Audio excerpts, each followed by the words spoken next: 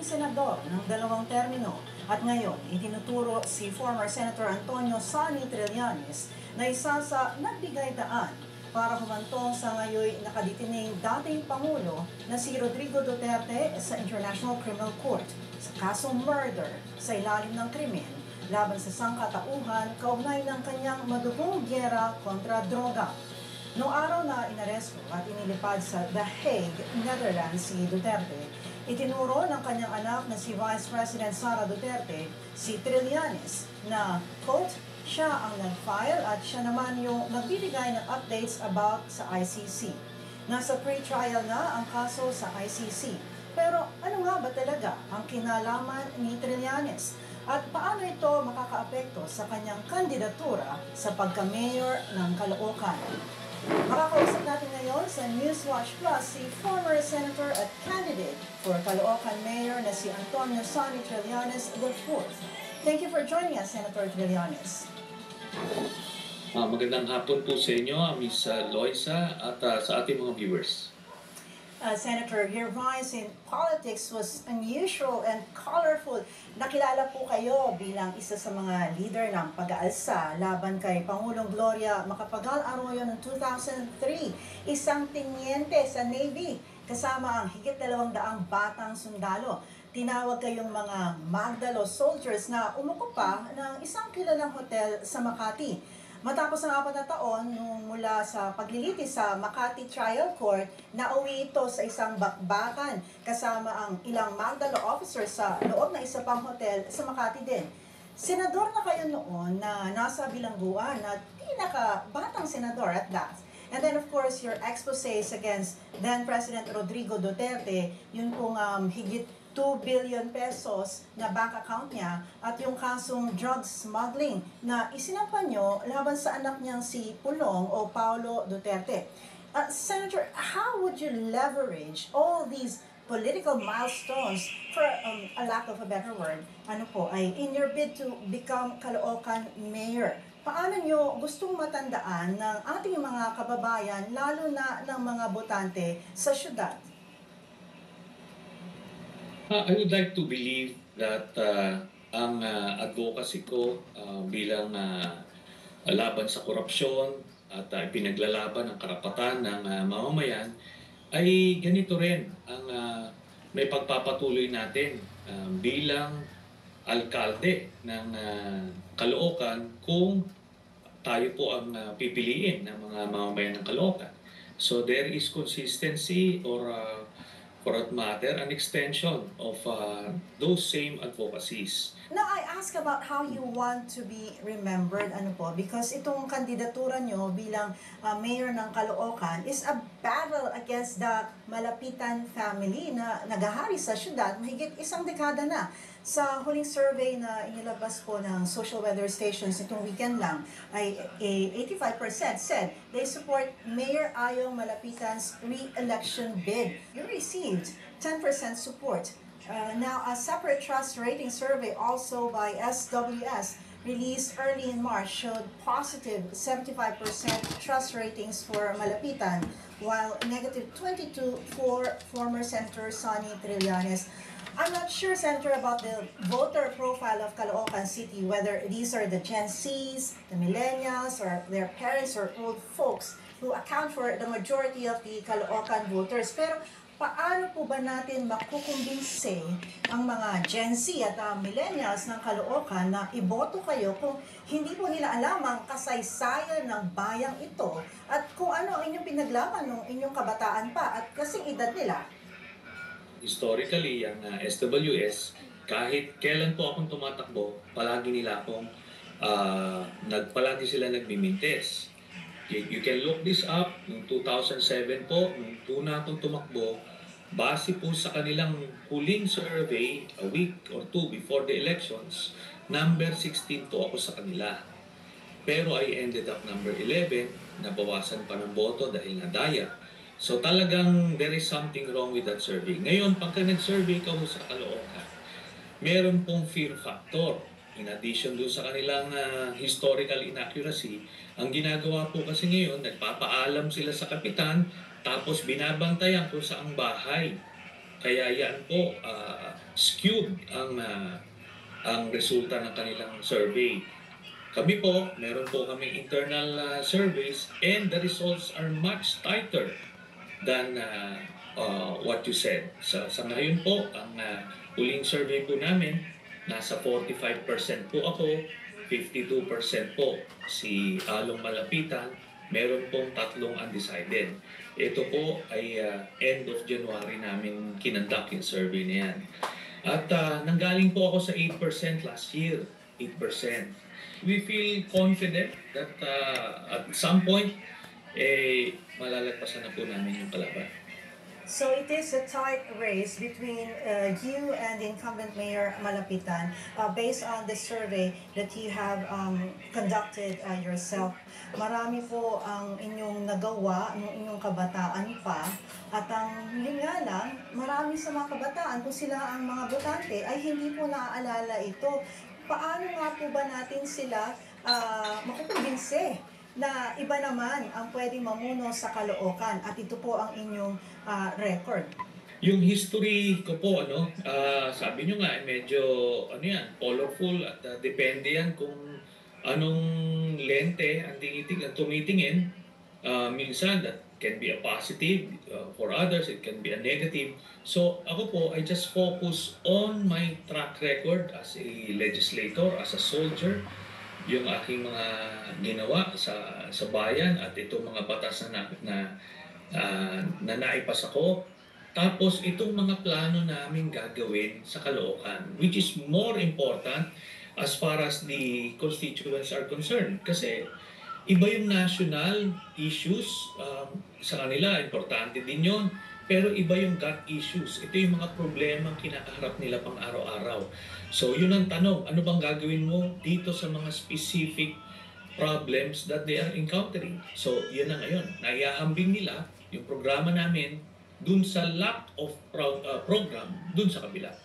Mabivisualize na nila kung ano magiging itsura ng Caloocan kung Team Trillanes po ang kanilang pipiliin. At batang Caloocan na katulad nila. Yes ma'am. So ako po, I was born and raised in Caloocan. Talagang nakita ko kung paano nagbago ang anyo ng Caloocan kasi nung kabataan ko pa nung 70s, early 80s, nagbibisikleta kami nun sa mga bukid area, literally yung mga pilapil, may mga kalabaw dyan, May bukid po. rice fields, yung panahon niya. Opo, ganun po ang inyong dekada. May bukid pa ang Caloocan. Yes. Opo. Ngayon po, so yun po yung inyong strategy, no? Pero paano kaya yung mga DDS o yung loyal kay Duterte na kumbaga inyong binangga bago siya maging presidente, ano po ang sasabihin nyo sa kanila?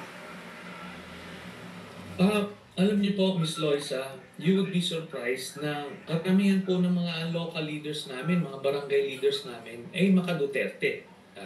Yung iba nga sa kanila, nag-iyakan nung nahuli si Duterte. Pero somehow nasa-separate nila yung national with the local issues. They're taking it out with me kasi nakikita nila yung pag-asa ng pagbabagong buhay nung kanilang pamilya dito sa lungsod, yung lulunasan yung mga iba't ibang problema na ilang taon na napapabayaan. Pero last week po ay Vice President Sara Duterte specifically cited your name days after her father was arrested and flown to The Hague for pre-trial by the ICC. The Vice President says, gawa-gawa lang ni Trillanes. Direct quote po. At yung mga supposedly victims of the drug war ay peke lamang.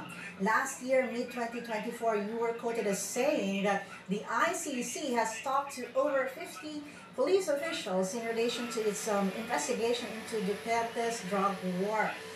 You had that intel or information that other politicians had no access to.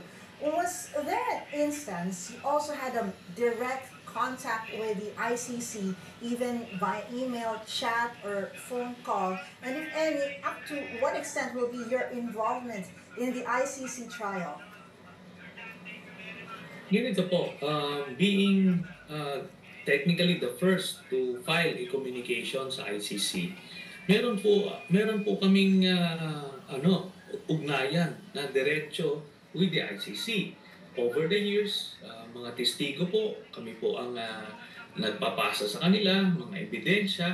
Kaya yun po ang engagement. Ngayon, hindi naman pwedeng gawa-gawa lang ito kasi alam nyo, tayong lahat ay saksing buhay dun sa nangyari nung panahon ng mga Duterte.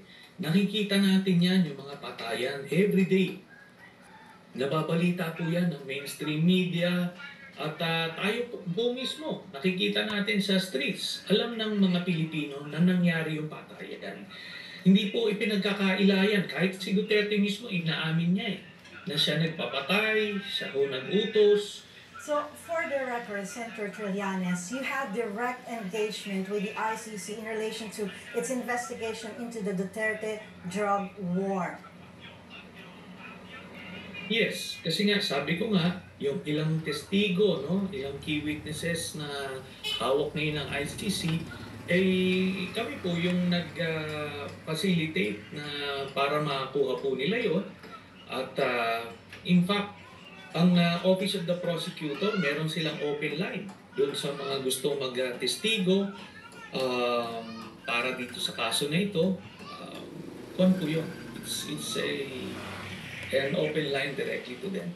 Open line. And you did that in what capacity? As a former senator and also as a professor at the University of the Philippines? Ginawa ko po yan in my capacity as a citizen of the Republic of the Philippines. Ito po, nung tayo po ay miyembro pa, ako po ay senador noon, isa tayo sa nag-ratify. So when I was still a member of the Senate, I did everything in my capacity as a member of the opposition dito sa ating system of checks and balances na ating demokrasya. Nung wala na talaga tayong matakbuhan ng mga panahon na yon, talagang doon na lang po natin dinala. Tapos iyan, taon na nakalipas, natapos na ang aking tungkulin bilang senador. As a citizen of the Republic, tuloy-tuloy pa rin yung aking engagement with them. Kasi ang hinahabol po natin dito ay yung pustisya para sa mga namatayan at yung accountability ng isang public official. What will be your involvement in the ICC trial, in September when the evidence will be presented, setting in motion the trial? As a witness, palagay ko hindi naman po ako kakailanganin as a witness. Pero kung if I would be needed to attest to the veracity of certain facts or documents, then I'm ready to be summoned. Pero tutuloy-tuloy po natin yung ugnayan natin sa kanila para siguradong mahantong ito sa isang conviction. Yes, Senator, your credentials are impressive. I've done my homework. Cum laude in PMA with degree in naval engineering, several experiences in actual combat, and then the mutiny, and you still maintain that wide network of intel. Now, was there a point that you wanted to return to the Navy? Ano po ang mensahe ninyo sa mga kabataan at sa mga gusto maging sundalo? Doon po sa mga kabataan po na nagnanais pumasok sa kasundaluhan, ay ini-encourage po natin ito because it's an act of patriotism at pero kailangan nakita po nila na at tanggapin nila na may kaakibat ito na responsibilidad kasi ang duty sa ating bansa ay isang 24/7 job and obligation. I could sense your passion, how intense you are, your love for country. And was there a point in your life when you wanted to go back to the Navy? Nung tayo po ay nagrebelde noong 2003, alam po namin na it's a taboo, yung ginawa po namin. Kaya talagang we were prepared to leave the service kasi mahirap nang ibalik sa dati yung naging sitwasyon namin. Kaya tinanggap namin na at the expense of our careers, kailangan lang namin mailabas yung mga problema ng kasundaluhan at problema ng bayan sa ating mamamayan at sila na po ang huhusga kung ano pong gagawin nila.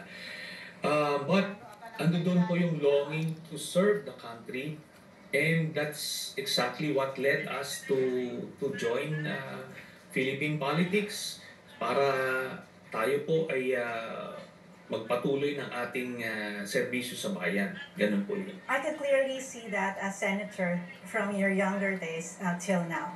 Now, ngayon po, sa tuwing may major political shift sa ating bansa, inuungkat madalas ang kudeta. Kayo na rin po mismo ang namulat at nakaranas nito bilang miyembro ng Sandatahang Lakas mula lang kayo'y kadete sa PMA hanggang sa kayo'y naging senador. Ano po ba ang basa ninyo sa armed forces ngayong tila may pagkakahati ang ilan nating mga kababayan sa pagkaaresto ng dating Pangulong Duterte? Minomonitor po namin closely yung chatter o yung mga alingaw-ngaw sa barracks at even sa mga chat groups ng iba't ibang PMA classes o iba't ibang military organizations. Tinitingnan natin. Admittedly, maraming mga naglalabas ng sentimiento o kalungkutan o simpatya para kay Duterte. Pero tinitingnan naman natin, galing nga dun sa pinanggalingan ko noon, wala pa tayo, hindi pa tayo humahantong dun sa punto na meron na nare-recruit for a destabilization effort or military intervention. Hanggang ngayon nandoon pa lang sa socialization phase. Kasi may mga phases yan yung mga nagpaplanong magkaroon ng military intervention or coup d'etat. So may socialization phase, may recruitment phase, may organization phase, then yung execution phase. Ito na yung mobilization. Sa ngayon, yung socialization phase kasi ito yung namumulso kayo kung sino yung may mga galit. Tapos, ang next niyan, yung mga malalim yung sentimento, yan naman na yung nire-recruit. May mga nag-a-attempt mag-recruit pero wala namang sumasali kasi nakikita ko yung difference. Doon sa panahon namin, mas malalim yung kausa, yung ipinaglalaban. That time, hindi lang yung military corruption, kundi yung state-sponsored na terrorism. Na yung mga kasama namin na sundalo at opisyal ay inuutusan na pumatay ng mga sibilyan at ang sinisisi nun was yung MILF. Tapos ang purpose nito was just to access yung mga pondo. At marami na sumabog noon. Sumabog yung Davao Airport, Cotabato Airport, yung Sasa Wharf, may mga mosking hinagisa ng granada at yun na nga yung isang kasama namin na opisyal ang nautusan ng maghagis ng granada sa isang mosque para mag-trigger nga ng parang jihad.